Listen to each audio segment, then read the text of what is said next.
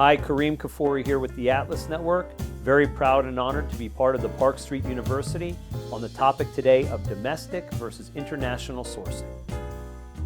To source domestically is always going to be an advantage simply because of time and distance.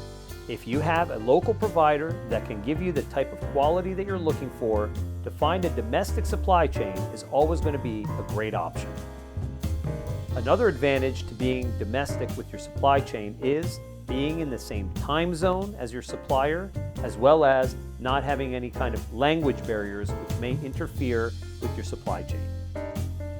Finally, another advantage of having a domestic supply chain is with regards to payment and currency.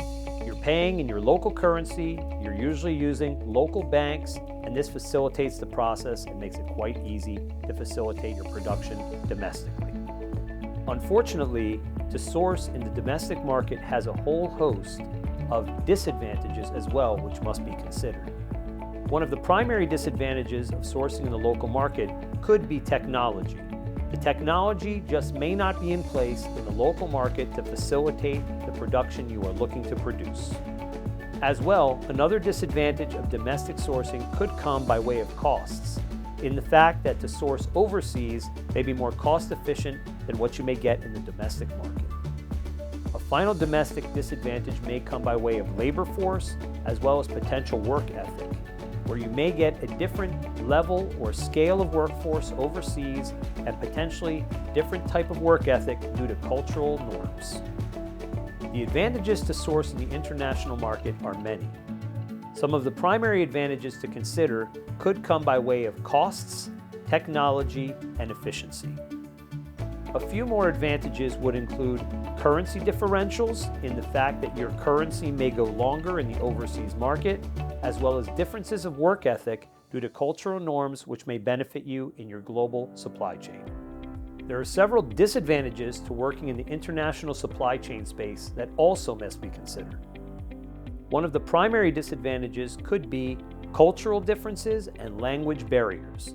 If you don't have a facilitated agent overseas, this could make the process extremely difficult and cause complexities for your supply chain. Another advantage to consider are quality standards.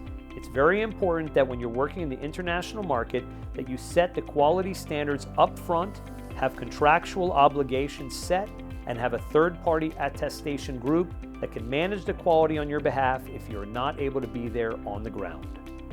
Finally, another disadvantage could come by way of political risks, as well as economic and currency-related risks, which could pose a major threat or disrupt your supply chain or cost you additional expenses that you may not have been anticipating.